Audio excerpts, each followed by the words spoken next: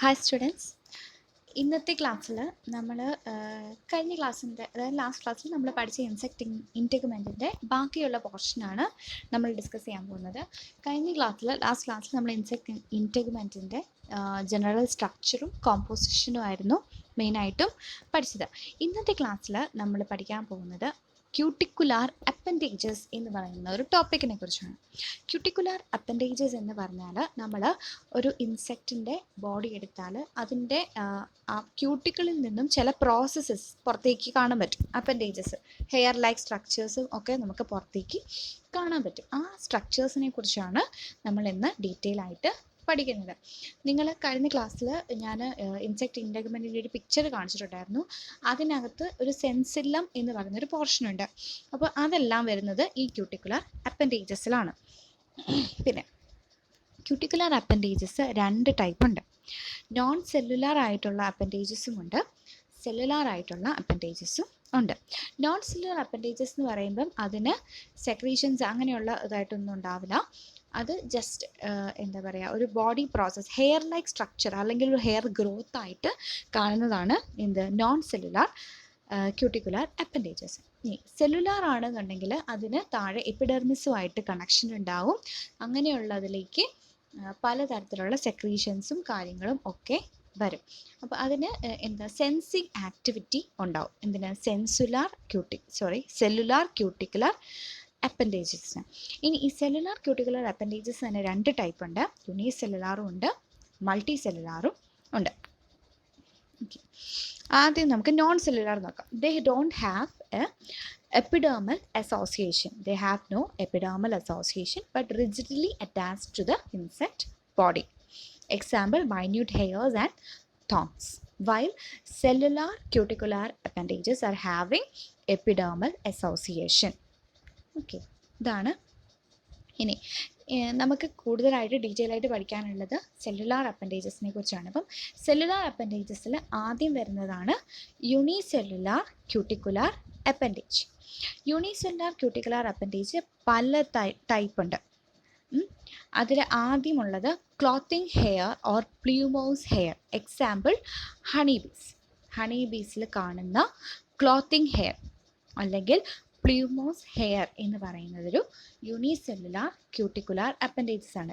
ഈ എക്സാമ്പിൾസ് എല്ലാം നിങ്ങൾ പഠിക്കണം. ഇതെല്ലാം നിങ്ങൾക്ക് ഓരോ ക്വസ്റ്റ്യൻസ് ആണ്.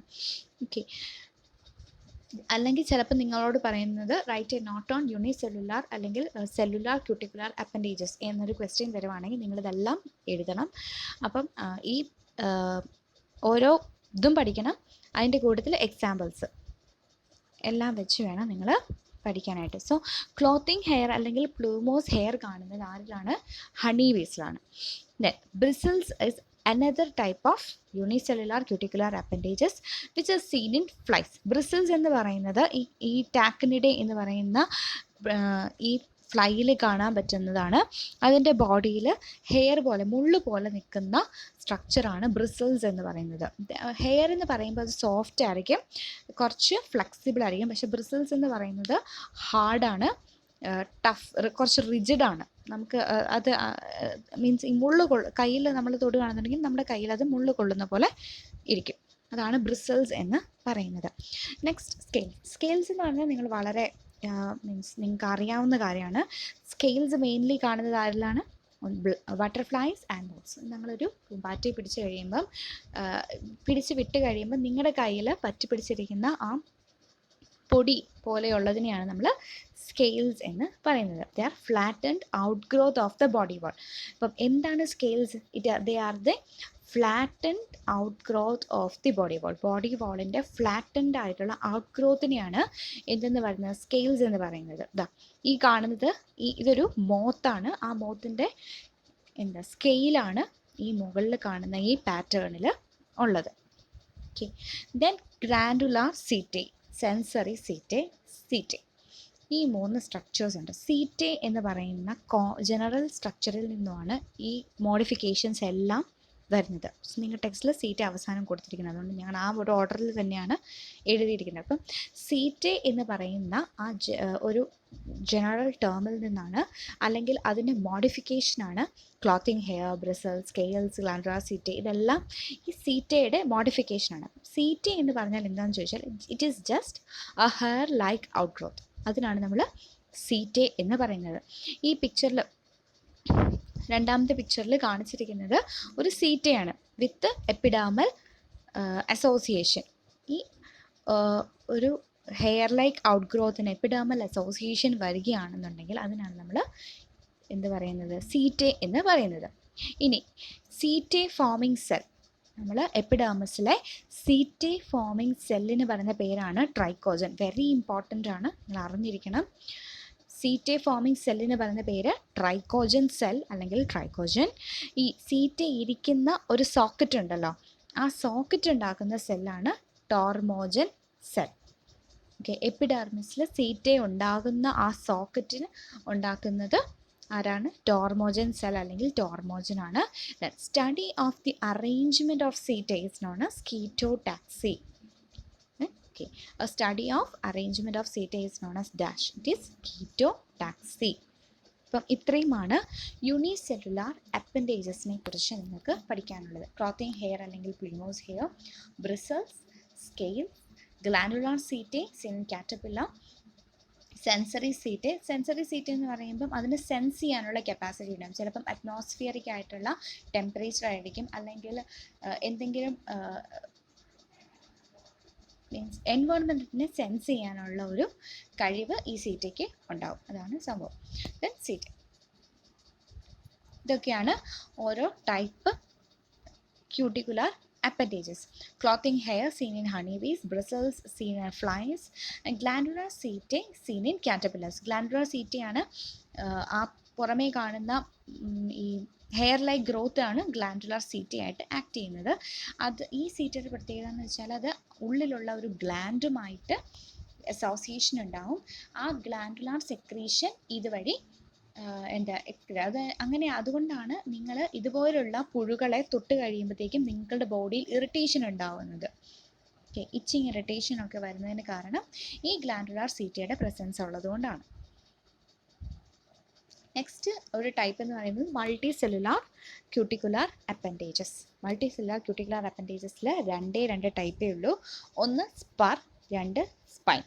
സ്പർ എന്ന് പറയുന്നത് മൂവബിൾ സ്ട്രക്ചർ. സ്പറിൻ്റെ പ്രത്യേകത എന്ന് വെച്ചാൽ അതിനെ മൂവ് ചെയ്യാനായിട്ട് പറ്റും. നിങ്ങൾ മുകളിലത്തെ പിക്ചറിൽ ഡെൽഫാസിഡേ എന്ന് പറയുന്ന ഫാമിലിയിലാണ് സ്പർ കാണാനായിട്ട് പറ്റുന്നത്. അതെ, അതിനകത്ത് ക്ലിയർ ആയിട്ട് ആ മൂവബിൾ സ്പറിനെ കാണുന്നുണ്ട്. ടിബിയൽ സ്പർ എന്ന് പറയും. ടിബി എന്താണെന്നൊക്കെ ഉള്ളത് നിങ്ങൾ ലെഗിൻ്റെ പാർട്സ് പഠിക്കുമ്പോൾ ടിബി എന്താണെന്നൊക്കെ ഡീറ്റെയിൽ ആയിട്ട് പഠിക്കും. ഇപ്പം സ്പർ എന്ന് പറയുന്ന വാക്ക് ഓർത്തിരുന്നാൽ മതി. Then next comes the spine. സ്പൈനിൻ്റെ പ്രത്യേകത എന്ന് വെച്ചാൽ it is immovable. Spur movable ആണ്, സ്പൈൻ ഇമ്മൂവബിൾ ആണ്. ഇമ്മൂവബിൾ ആയിട്ടുള്ള സ്ട്രക്ചറാണ് സ്പൈൻ. ഇതുണ്ടോ, proximal spine on the femur shaft. Okay, so ഇതാണ് യൂണിസെല്ലുലാർ ക്യൂട്ടിക്കുലാർ അപ്പൻഡേജും മൾട്ടി സെല്ലുലാർ ക്യൂട്ടിക്കുലാർ അപ്പൻഡേജും. നെക്സ്റ്റ് ഇനി വരുന്നത് ഈ ക്യൂട്ടിക്കുലാർ സീറ്റയുമായിട്ട് അസോസിയേറ്റ് ചെയ്തിരിക്കുന്ന കുറേ ഗ്ലാൻസ് ഉണ്ട്. ക്യൂട്ടിക്കുലാർ അപ്പൻഡേജസുമായിട്ട് അസോസിയേറ്റ് ചെയ്തിരിക്കുന്ന ഗ്ലാൻസ് അതെന്തൊക്കെയാണെന്ന് നോക്കാം. ആദ്യത്തേത് വാക്സ് ഗ്ലാൻഡ്. വാക്സ് ഗ്ലാൻഡിൻ്റെ പ്രത്യേകത എന്ന് വെച്ചാൽ അത് സെക്രീറ്റ് ചെയ്യുന്നത് വാക്സ് ആയിരിക്കും. അപ്പം ഹണി ബീസിൽ വാക്സ് ആവശ്യമാണ്. എന്തിന്? അതിൻ്റെ നെസ്റ്റ് കൺസ്ട്രക്ട് ചെയ്യാൻ വേണ്ടി വാക്സ് അത്യാവശ്യമാണ്. അതുപോലെ തന്നെ ഒരു ഇൻസെക്റ്റാണ് മിലി ബഗ്സ്. മലയാളത്തിൽ മുഞ്ഞ എന്ന് പറയും. വെജിറ്റബിൾസിലൊക്കെ കാണുന്ന ഒരു പെസ്റ്റാണ് മിലി ബഗ് എന്ന് പറയുന്നത്. നെക്സ്റ്റ് ടൈപ്പ് ഗ്ലാൻഡ് എന്ന് പറയുന്നത് lac gland, seen in lac insect. Lac ഇൻസെക്റ്റിനെ കുറിച്ച് നിങ്ങൾക്ക് ഡീറ്റെയിൽ ആയിട്ട് പഠിക്കാനുണ്ട്, അപ്പോൾ നമുക്ക് കാര്യമായിട്ട് പഠിക്കാം. Then moulting gland secreting moulting fluid. നമ്മുടെ നെക്സ്റ്റ് ടോപ്പിക് എന്ന് പറയുന്നത് മോൾട്ടിംഗ് ആണ്. അപ്പം ആ ടൈമിൽ നമ്മൾ മോൾട്ടിംഗ് ഗ്ലാൻഡിനെ കുറിച്ചും സെക്രീഷനെ കുറിച്ചും ഒക്കെ പഠിക്കുന്നുണ്ട്. ദെൻ മോൾട്ടിംഗ് എന്ന് പറയുന്നത് എല്ലാ ഇൻസെക്റ്റിലും ഇറസ്പെക്റ്റീവ് എല്ലാ ഇൻസെക്റ്റിലും ഉള്ള ഒരു പ്രോസസ്സാണ് മോൾട്ടിംഗ് എന്ന് പറയുന്നത്. സോ അതെന്താണെന്നുള്ളത് നെക്സ്റ്റ് ക്ലാസ്സിൽ, അതായത് നമ്മൾ നെക്സ്റ്റ് ടോപ്പിക്ക് ഡിസ്കസ് ചെയ്യുമ്പോൾ നമുക്ക് കറക്റ്റായിട്ട് പഠിക്കാം. അപ്പം moulting gland secreting the moulting fluid. Next is the androconia or the scent gland in moth. ചില മോത്തിനൊക്കെ ഒരു എന്താ പറയുക, ഒരു സ്മെല്ലുണ്ടാവും. അതിനെ എടുക്കുമ്പോഴും ചെയ്യുമ്പോഴും ഒക്കെ ഒരു പ്രത്യേകതരം സ്മെല്ലുണ്ടാവും. നല്ല സ്മെല്ലാവണം നിർബന്ധമില്ല, ചിലപ്പോൾ അത് പഞ്ചക്റ്റീവ് ആയിട്ടുള്ള സ്മെല്ലും ആയിരിക്കും.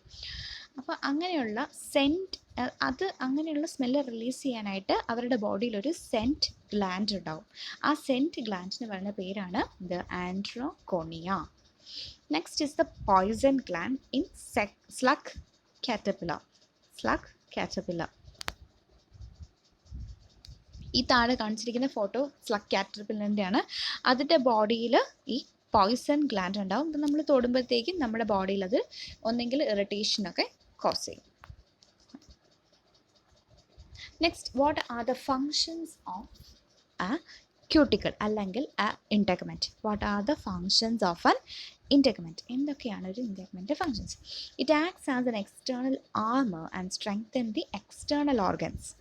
എക്സ്റ്റേണൽ ഓർഗൻസിനെ എല്ലാം സ്ട്രെങ്തൻ ചെയ്യുന്ന ഒരു എക്സ്റ്റേണൽ ആർമറായിട്ട് ആക്ട് ചെയ്യും. Then it protects the organs against physical abrasion, injurious chemicals, parasites, predators and pathogens. ഇങ്ങനെയുള്ള ഫിസിക്കലായിട്ടുള്ള കാര്യങ്ങളിൽ നിന്നും അതുപോലെ തന്നെ കെമിക്കൽസിൽ നിന്നും ബയോളജിക്കലായിട്ടുള്ള ആൾക്കാരിൽ നിന്നുമെല്ലാം അത് ഈ ഇൻസെക്ട്സിനെ പ്രൊട്ടക്റ്റ് ചെയ്യാനായിട്ട് ഇൻടെഗ്മെൻറ്റ് ഹെൽപ്പ് ചെയ്യും. It internally protects the vital organs എല്ലാം പ്രൊട്ടക്റ്റ് ചെയ്യും. It provides space for the muscle attachment, apodyme and apophysis. അപ്പോൾ ഇത് provides the space for the muscle attachment. It gives shape to the body. The self-explanatory ആണ്. It prevents water loss. Cuticular pigments give the color. ഓരോ ഇൻസെക്റ്റിനെ നിങ്ങൾ എടുക്കുകയാണെങ്കിൽ ആ ഇൻസെക്റ്റിന് അതിൻ്റേതായൊരു പ്രത്യേക കളറുണ്ടാകും. അപ്പോൾ നമ്മുടെ വിട്ടിൽ, അതായത് ഗ്രാസ് ഹോപ്പറിനെ എടുക്കുകയാണെന്നുണ്ടെങ്കിൽ അതിൻ്റെ ഇമ്മച്യൂർ സ്റ്റേജിൽ അതിന് ഗ്രീൻ കളറായിരിക്കും. അതേസമയം മച്യൂർ സ്റ്റേജിലാകുമ്പോഴത്തേക്കും ബ്രൗൺ കളറിലേക്ക് അത് മാറും. ഓക്കെ, അപ്പം ഈ ബോഡിയിലുണ്ടാകുന്ന ഓരോ കെമിക്കൽ മാറ്റം അല്ലെങ്കിൽ പിഗ്മെൻറ്റിൻ്റെ ആ ഇൻടെഗ്മെൻറ്റിലുള്ള ഒരു പിഗ്മെൻറ്റിൻ്റെ ഇതുകൊണ്ടാണ് ഈ ട്രാൻസ്ഫോർമേഷൻസ് ഒക്കെ നടക്കുന്നത്. ചില ഇൻസെക്ട്സ് നല്ല ബ്രൈറ്റ്ലി കളേർഡായിട്ട് മെറ്റാലിക് ബ്ലൂ കളറിലുള്ള ആൾക്കാരുണ്ടാവും. അതേസമയം വേറെ ഇൻസെക്ട്സ് ചിലപ്പോൾ ബ്ലാക്ക് കളറിലായിരിക്കും ഉണ്ടാകുന്നത്. അതെല്ലാം ഈ ഇൻടെഗ്മെൻറ്റിൽ നടക്കുന്ന ഓരോ പ്രോസസ്സുകളാണ്. ചിലപ്പം ഫിസിക്കൽ കളറായിരിക്കും, അതിൻ്റെ ഫിസിക്കൽ കളറേഷൻ ആയിരിക്കും.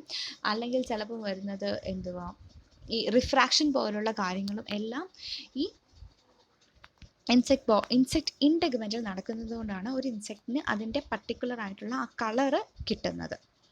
Then it helps in sensing the environment with the help of the cuticular appendages. Okay, അപ്പം ഇത്രയുമാണ് ഈ നമ്മുടെ ക്യൂട്ടിക്കിളിൻ്റെ അല്ലെങ്കിൽ ഇൻടെഗ്മെൻറ്റിൻ്റെ ഫങ്ഷൻസ് എന്ന് പറയുന്നത്. ഇത് കൂടാതെ വേറെ ഒരുപാടുണ്ട്. It prevents desiccation. അതൊക്കെ നമ്മൾ നേരത്തെ ആദ്യം പഠിച്ചപ്പോൾ ക്യൂട്ടിക്കിളിൻ്റെ സ്ട്രക്ചർ പഠിച്ചായിരുന്നു. It prevents desiccation of water, it prevents the acts as a barrier for the escape of ions. അങ്ങനെ ഒരുപാട് കാര്യങ്ങൾ ഫങ്ഷൻസ് ആയിട്ട് നിങ്ങൾക്ക് ആഡ് ചെയ്ത് എഴുതാൻ പറ്റും. നിങ്ങൾ ജനറൽ ആയിട്ടുള്ള ഫങ്ഷൻസ് ആണ് ഈ പറഞ്ഞിരിക്കുന്നത്. നിങ്ങൾ പഠിച്ചതിൽ നിന്ന് നിങ്ങൾക്കിത് ഈ ഫങ്ഷൻസിലേക്ക് ഇത് ആഡ് ഓൺ ചെയ്ത് കൊടുക്കാനായിട്ടും പറ്റും. ഓക്കെ, അപ്പോൾ ഇത്രയുമാണ് ഇൻസെക്ട് ഇൻടെഗ്മെൻറ്റിനെ കുറിച്ച് നിങ്ങൾക്ക് പഠിക്കാനുള്ളത്. വളരെ ഇമ്പോർട്ടൻ്റ് ആയിട്ടുള്ള ടോപ്പിക്കാണ്. ഇൻസെക്ട് ഇൻടെഗ്മെൻറ്റിൻ്റെ സ്ട്രക്ചർ വളരെ ഇമ്പോർട്ടൻ്റ് ആണ്. ഓരോ സെൻറ്റൻസിൽ നിന്ന് നിങ്ങൾക്ക് ക്വസ്റ്റ്യൻ വരും. ദെൻ പിന്നെ കോമ്പോസിഷൻ, ഏതൊക്കെ പ്രോട്ടീൻസ് ആണ്, പിന്നെ കൈറ്റിൻ്റെ പ്രത്യേകത എന്താണ്, പിന്നെ അപ്പോഫൈസിസ്, അപ്പോഡീം, പിന്നെ വരുമ്പോൾ ഇത് ക്യൂട്ടിക്കുലർ അപ്പൻഡേജസ്, ഏതൊക്കെ അപ്പൻഡേജസ് ആരിലാണ് കാണുന്നത് വിത്ത് എക്സാമ്പിൾ പഠിച്ചിരിക്കണം. ഓക്കെ, അപ്പം ഇത്രയുമാണ് ഇന്നത്തെ ക്ലാസ്സിൽ. ഈ ഒരു ടോപ്പിക് നമ്മളിവിടെ കംപ്ലീറ്റ് ചെയ്തു. നെക്സ്റ്റ് ക്ലാസ്സിൽ നമ്മൾ പുതിയൊരു ടോപ്പിക്ക് സ്റ്റാർട്ട് ചെയ്യും, insect moulting. Okay, thank you.